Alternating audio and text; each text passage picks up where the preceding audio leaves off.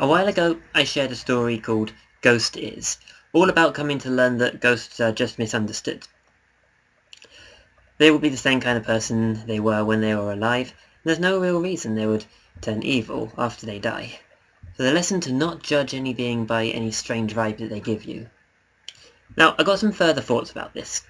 So if vampires were real, would they be misunderstood? I mean, they only drink blood because they need sustenance.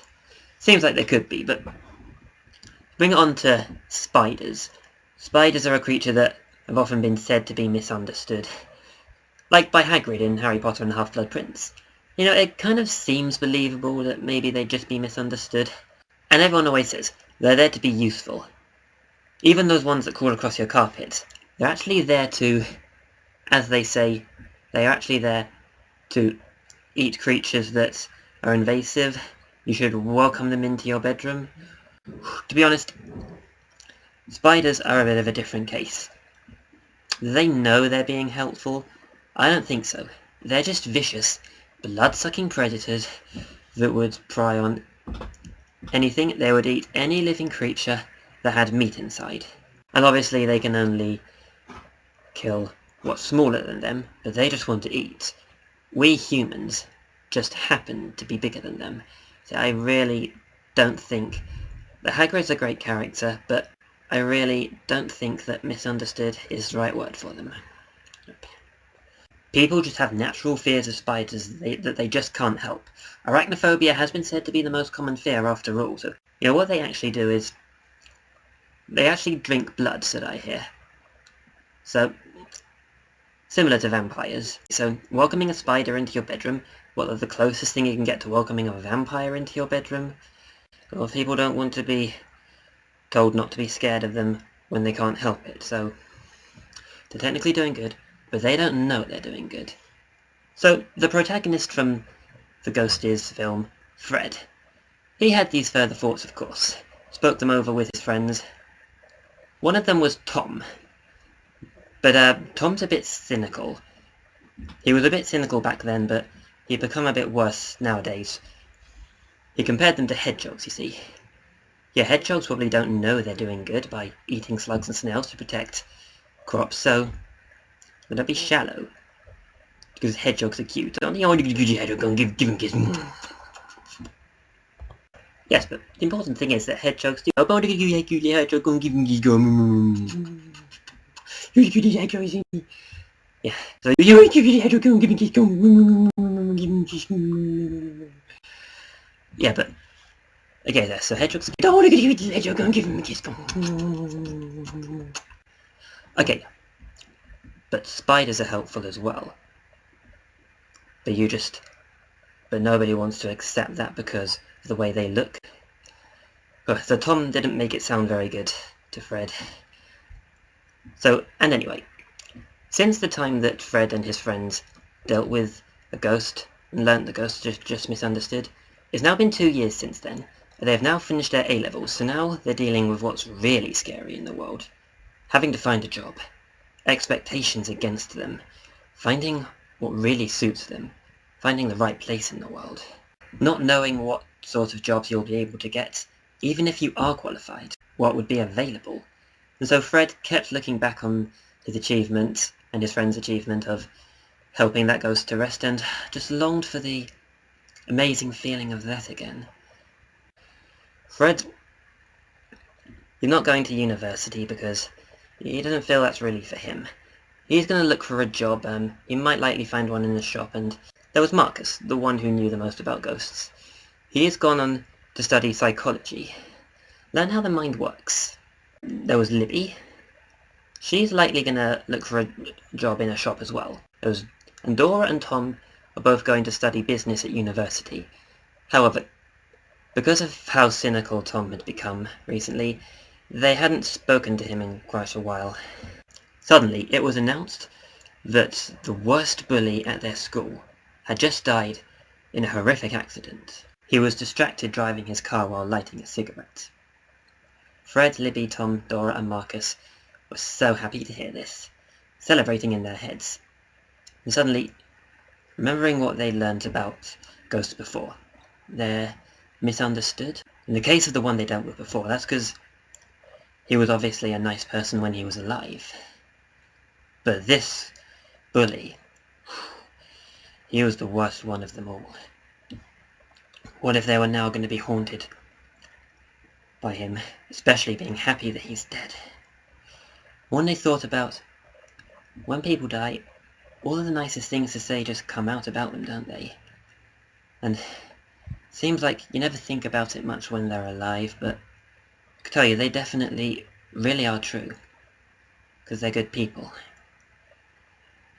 And every word about them said will always be meant. And love to any lost loved ones out there. But then, if the worst bully at the school died, nothing good to say. Good riddance. We're happy. Fred, Libby, Marcus, and Dora all reconvened. Tom not invited because, as I said, they hadn't spoken to him for a while. So Marcus reassured them. Ghosts can only stay on Earth, remember, if they have unfinished business. So, if they have been bad, they'll likely just go straight to hell. Instant relief, but I think about it.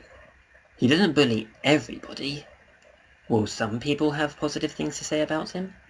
Some people who weren't bullies themselves? What if there's a chance he could have some unfinished business they wouldn't know about? What if he'd be allowed to stay? What if he'd be able to haunt them and torment them from the afterlife then? Marcus wasn't even sure about this one. If they abused their right to stay on Earth by haunting people, would they be sucked to hell? Seemed to make sense, but there was no hard evidence to prove this. But still, the ideas were kind of reassuring. And when they thought back to the ghost they dealt with before, they never found out who he was. Is there a way they could have? Well, they had some clues. Now, they saw that his clothes were clearly somewhat Victorian, so he must have lived near the Victorian era. So what was his unfinished business? For at least somebody to understand not to judge any being by any strange vibe that they give you. So he was obviously a strange person as well. Just like themselves. Fred and his friends were quite strange as well. They had quirky little ideas about plants and veggies if they drink through their roots.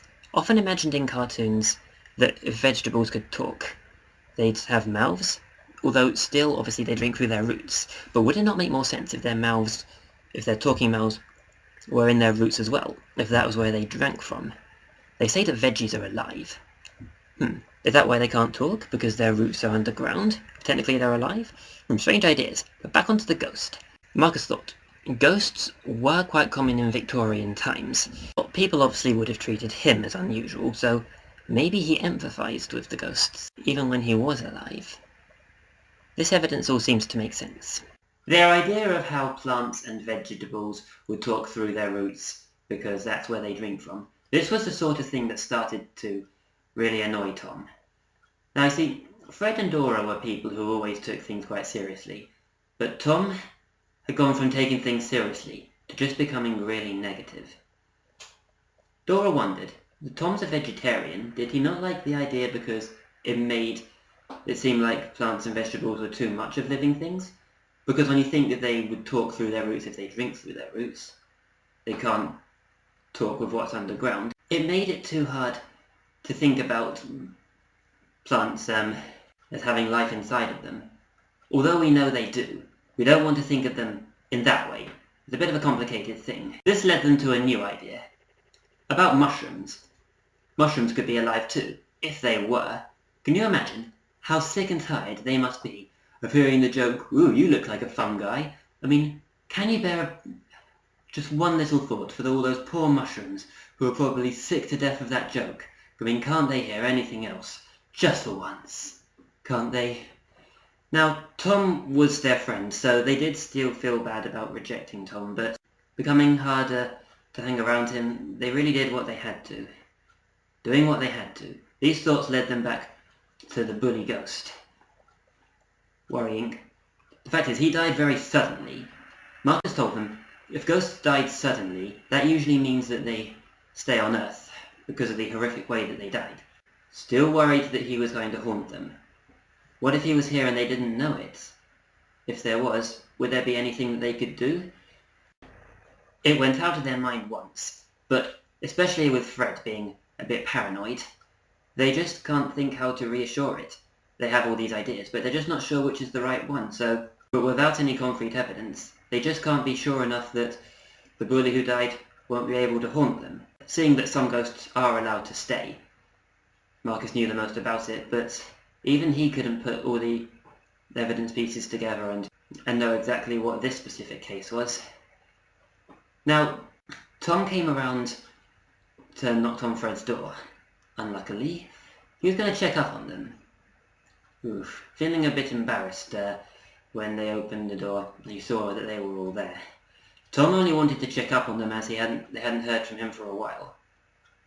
They tried to apologize, tried to explain it was getting hard to get along with him. And they asked him, would he find this idea about fungi annoying? And of course he would have. So they tried to make him see. You see, you're taking these ideas too seriously. They're just a bit of fun. I know it might be hard to think of plants not being living things like humans and animals when you think of them that way, but they're only really meant to be as a bit of fun. Tom he just didn't want them to become too deluded. Tom just didn't see it the way that they did. So he left really upset. They could see they might never be talking to Tom again, and they still felt really bad. They knew he had his flaws, but the fact is that they just didn't get along anymore, and it just didn't work them being friends anymore. So, how to see things right? Fred suddenly then thought about sugar. What they've often said about a sugar rush, that you feel happy and giddy at first, but then it starts to make you feel sad and low. Fred had wondered, that's not real sadness if that's just what the sugar makes you do. So he had a thought. He went out and drank himself a Coca-Cola, seeing what this sugar might lead him to. So first he was on the sugar high, all giddy and fun, yay. Thinking back to what they were thinking about hedgehogs, able to see clearly now that all that nonsense about being shallow because hedgehogs are cute is just nonsense. Hedgehogs aren't the image of horrific death like spiders are. Don't give us any of this shallowness nonsense. Yeah, they don't know they're doing good, but they're doing good. Don't be silly about that. But now, all these positive thoughts in these... Hey, and at least we're not as bad as animal abuse in Spain, where bullfighting, isn't it just unacceptable that they can't accept a bull? So then, but obviously these highs aren't going to last forever. Fred always knew that. Getting into the lows that come after a sugar rush, they will start to feel sad, and Fred's mind within the sadness stage was suddenly brought back to other things, like how he's going to have expectations in himself to be able to get jobs and build careers like others are, even without really having the capacity to go to university, not feeling it's for him, the expectations other people are going to have against him, not knowing where he might think differently, and how much worse off people are going to be than him. These are all things that are in the back of his mind, and so obviously these things are real, but he wasn't thinking of them before he was in the sugar lows. How much did he need to think about them? I mean, are they just exaggerations? I mean, obviously everybody's a bit different. University is obviously not for everybody. There are other pathways, and it's hard generally. And it's not just hard for him, it's hard for lots of people out there. So is the sugar just making these things exaggerated in his mind? Does he need to have them forefront in his mind? Or now that they're brought to the forefront of his head, should he deal with them more? Obviously he didn't have a lot of money for helping out others in need, but helping out the ghost from the first story in need was still a pretty good feeling, so... And then soon the sugar rush came to an end. The feeling of helping the ghost rest was such a once-in-a-lifetime thing, and it could never happen again. There could never be another great feeling like that again. And the reason they feel so bad about Tom, as Fred's aware on his sugar low, is because they were the only people that Tom could really be friends with.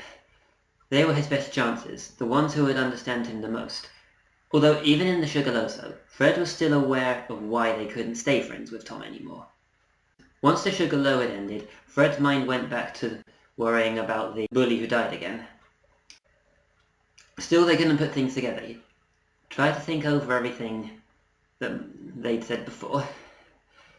He'd likely go straight to hell. Is he too young to go to hell? Was there still opportunity for him to turn good? Would he be allowed to stay because of that? Surely he wouldn't still be able to haunt them. All they really had to go on was that nothing had happened yet. And they thought, is he still in the lows and worrying about this? Fred couldn't be sure. When he was in the Sugar Highs, nothing about it was on his mind, and when he was worrying about the things he was worrying about when he was definitely in the Sugarloaves, worrying about the bully ghost wasn't one of them. Does that mean, did the Sugarloaves help him to see the things that should be worried about more clearly? The problems that are real? And so, with desire about great achievements, as Fred was never going to be geared up for university, but knowing that other people would likely have bigger job opportunities because they were geared up for university, with all this desire for great achievements and to keep finding more, this was another thing worrying Fred. If he was going to start looking for jobs, it would likely be in a shop, and he might likely be there for a while. This is where expectations came in as well, once again. Gonna have to be expected to find a bigger job somewhere else one day. Is he going to be able to? Would these achievements be great enough? With the Sugarloaves making Fred more aware of why he felt bad for abandoning Tom, it also helped him to see it a bit clearer. Remembering it began with Tom making remarks about hedgehogs. Like, you can't say that spiders aren't misunderstood. And if you don't think the same about hedgehogs, you're just being shallow because they're cute. This came up in the Sugar Highs, seeing that it's not shallowness at all, they're just entirely different cases. It's not like hedgehogs would eat as if they were bigger than us, they likely just eat the slimier things. Made Fred more aware. But hedgehogs also give you a strange vibe, and that was the thing about the ghost from the first film. A strange vibe not to judge by. Hedgehogs do give a strange vibe, because sometimes when you find them in your garden, you don't expect them to be there, so it's like, ooh, strange feeling. But you're happy to see them. A, they're helpful, and B, they're cute. C, because they're in a lot of danger and need to be protected, but we don't judge them by the strange vibe. So, that's another thing they have in common. But it's just different. Hedgehogs just eat specifically snails and slugs, and it doesn't matter if they don't know they're doing good, because they're doing good by protecting crops and vegetables, which technically are alive, and this is why it was hard to shake off the idea that they could talk through their roots, and that's why they simply can't talk, because their roots are always underneath earth. Fred then thought, or is it dirt? Is it earth, or is it dirt? Earth, the thing that sustains us, that we all depend upon. Dirt, the word meaning the lowest of the low. Often these are two entirely different things are used to refer to the same thing. But do you look at it as earth, or do you look at it as dirt? Exactly how you put it implies entirely different things. This suddenly made Fred think about something. The spell book. Back from the first time they dealt with a ghost. Fred remembered that the spellbook they used to fight the first ghost had the words earth or dirt written in it. So Fred wondered, could this have been what he used to key in the idea of polar opposites as well? Could that be the key to finding out who the ghost was when he was alive? First things first though, they had to make amends with Tom, hoping that he'd understand that there are polar opposites in ways of looking at things, like earth or dirt. Maybe that will help him see it better. So Fred went to knock on Tom's door, and tried to explain it. So maybe they weren't putting it the right way, as Fred tried to explain to Tom, because earth and dirt can apply to the same thing, and are polar opposites in what they imply. So, is it maybe we just weren't putting it right? mean, anything can not be put right. Tom began to understand. Fred explained also he understood how he probably didn't like the idea of plants being made sound like they were alive. So Tom explained. They technically are alive, and there's no denying that. So he couldn't tell it from being a silly idea or something that's real and that's hard to deny, and a way of looking at it that was hard to reject. Tom was generally really confused by it and didn't know how to take it. Though Libby's a vegetarian as well, and it never bothered her, the idea of plants being alive. She just liked it as a silly idea. And this helped Tom to see it better, so beginning to make amends with him. So then they had to go back to the library and find that spell book and see if they could find where it said earth and dirt. So they all went back. They looked through it. Libby found it. There's where it said earth and dirt. And there they found a piece of paper attached to it. Yeah, they thought they'd seen that there before. Maybe this is it, the ghost's memoirs. Something that will tell us about who the ghost was. So they opened it up and read it. The memoirs read, "Please don't use these spells against ghosts. They wouldn't want to be treated any different just because they're ghosts. People always treated me really badly for being different. Why should ghosts be treated any differently for being spooky because they have now become ghosts? Is there any year in the spell book? They never checked that the first time. They looked through all the details on the back pages of the book, that there always are in books. They found a year, 1907. That's about just after Victorian times. Marcus knew from memory. So he was obviously an unusual person who people liked to pick on, who nobody ever really understood, hence how he needed to be understood to be able to rest. So, as before, they related this to their unusual ideas of plants and veggies talking through their roots, and they found his memoirs here, which aren't really memoirs, but rather a plea to stop people from using spells against ghosts. They found it through the earth and dirt idea. So they could tell from this he probably was unusual for the same sort of reasons they are for having these quirky ideas, and Tom initially so against them because he didn't want them to become too deluded in them. He now saw a bigger picture, and he saw a bit more of the funny side of it now. What was the ghost's name, though? How are they going to find that out? And then they saw, it is signed by him. Of course, such a sincere plea like that is going to be signed by the person. Yours faithfully, Gorford. Gorford was his name. By the way, about the parts to do with predators. It's funny, cats were a major element of the first of these ghosties stories, and they didn't come up at all in this one. So, would cats eat us if they were bigger than us? Well, we already know they're related to lions, tigers, cheetahs, etc. We already know that they would. Some are bigger than us, they do eat us. Just because they're related to cats doesn't necessarily mean they're cats. It's a bit confusing, but we've already accepted it. The point is not to look into things too deeply. It's not really shallowness. But then back to the bully who died, and remember everything they knew about ghosts. They'd only be allowed to stay if they had unfinished business. He was a huge bully. He may not have bullied everybody, but he only had bad intentions. It's far too unlikely that he would have unfinished business that would allow him to stay on Earth. But of course they were going to worry that he might do. They dealt with a ghost themselves face to face. Of course it was going to keep coming back into their heads the possibility that he might be allowed to stay. But it's not like he ever did anything good. He'd likely have been sucked straight to hell. Maybe he died suddenly. But it wasn't like he was going to grow into a good person.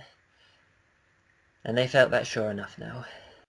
As it brought back the most amazing feeling that it was to have helped a ghost to rest, they all knew there'd never be another feeling like that as they went to university, except Fred and Libby, who were, as I said before, going to look for jobs in shops, and when they eventually got one, it would be likely they'd be working there for a long time. But they were able to accept that, and maybe there didn't have to be a time as amazing as helping a ghost to rest. that nothing else would ever be able to duplicate. And let me share something with you, something that came back to me quite a while ago, one time that really made my life worth living.